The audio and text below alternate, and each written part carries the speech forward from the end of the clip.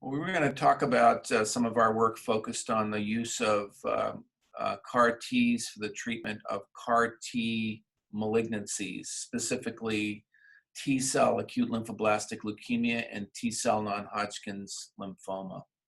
And the premise is based on the fact that really targeting T cell malignancies with T cells that are genetically manipulated with chimeric antigen receptors has been essentially difficult or impossible because of several issues. The first is that any and every target one would go after on a malignant T cell is also present on an effector T cell. So when you put a CAR into a T cell targeting a T cell malignancy, you're really targeting the effector T cell itself as well, resulting in suicide or fratricide. The second is that this is a serious other problem, is that the T cells that you would use for a patient that has, for instance, T cell ALL are phenotypically, they look similar to normal T cells. And so it's going to be very hard or impossible to separate the two. And so you'll always have contaminated malignant cells with the contaminating malignant cells with the effector T cell population. So you'll always have the risk of infusing malignant cells back in at the end.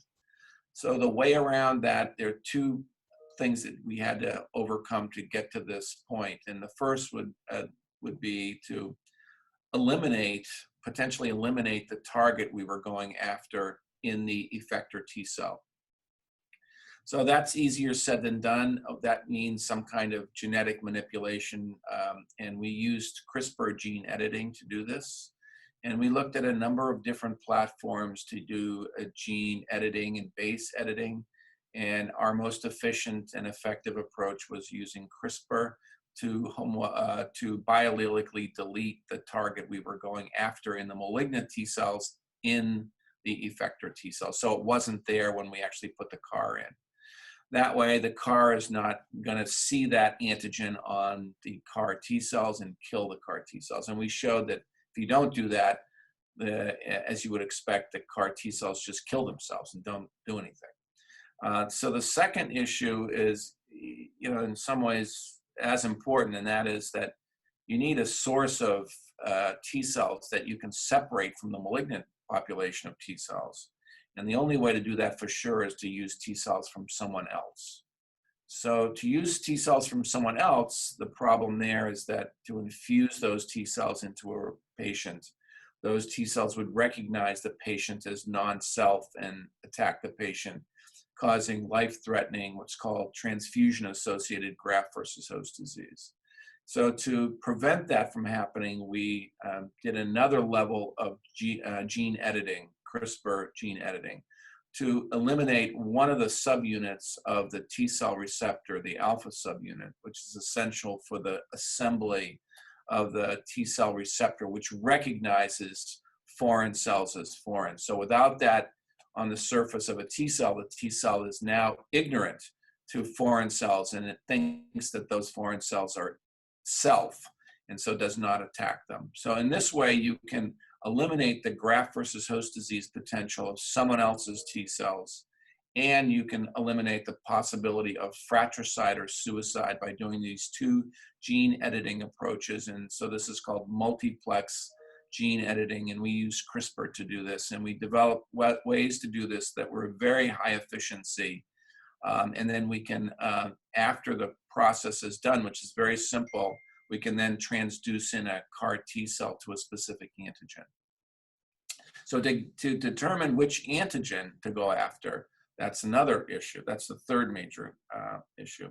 Number one is you have to find an antigen that's expressed in high density, because CAR T cells seem to work best when the density of antigen is high. You have to find an antigen that's expressed in most T cell malignancies, and in particular in T cell ALL, you have to find an antigen that's expressed at a high level in pretty much all T cell ALLs. And so we went after the antigen called CD7, because it is the most frequently and most highly expressed target antigen on T cell ALL. It's expressed on normal T cells as well, and so that's What we did, we went in and gene edited out CD7 in normal T cells from somebody else. We took out the T cell receptor by gene editing out the alpha subunit of the T cell receptor, and now we have and then we put in a CAR to CD7, and now we have an allogeneic T cell that has no T cell receptor and has no CD7 and has a CAR to CD7 on it. And that's the premise of moving ahead with CAR T cell therapy to T cell ALL. Some T cell non-Hodgkin's lymphoma express other T cell markers. So we've done this with several other T cell markers as well, one of which is CD2. And the reason we chose CD2 is because it's consistently expressed in many T cell lymphomas, which lose CD7. So many of the cutaneous T cell lymphomas and many of the peripheral T cell lymphomas will lose expression of CD7, which is universally expressed on T cell ALL, but lost on many of these T cell lymphomas.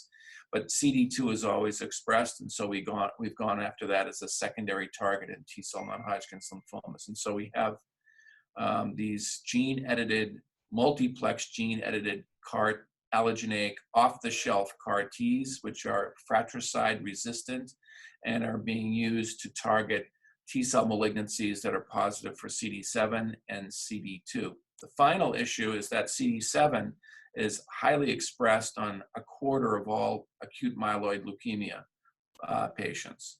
And so actually that turns out to be more than all of the T cell ALLs that are around. And so that's a substantial percentage of AMLs. And so one could use this approach to target AML that's CD7 positive as well.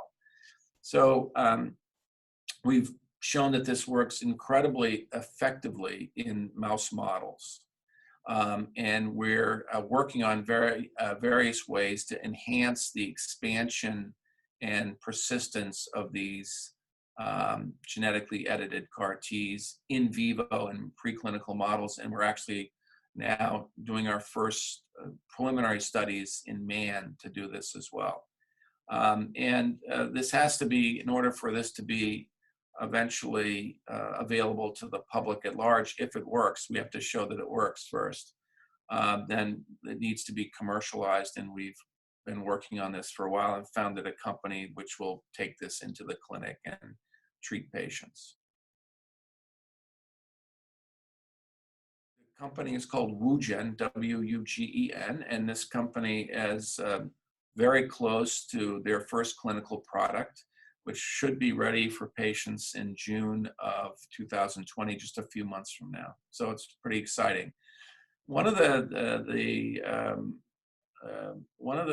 caveats, of course, is if you're using somebody else's T cells, you have to make sure that the host doesn't reject them. So this is a possibility in that their persistence and their expansion in allogeneic hosts might be limited by the immune system of the host. Now, we think that that's unlikely because we're giving the host what's called lymphodepleting chemotherapy. And also that, remember that the targets we're going after, the CD7, is highly expressed on T cells and NK cells of the host. So it should eliminate the host immune system. So the ability to reject these cells would be markedly diminished in theory. In theory, we have to prove that. So we know at least in the CD19 setting, we have a lot of information on how much CAR T cells expand and how long they stick around for. And they don't stick around for that long. And so they do a lot in a very short period of time. We also are just starting for the first time to see allogeneic CAR T cells directed to B cell antigens such as CD19 and BCMA. They're just starting to come into the clinic. So over the next 6 months, we'll see how those persist and expand compared to autologous CAR Ts.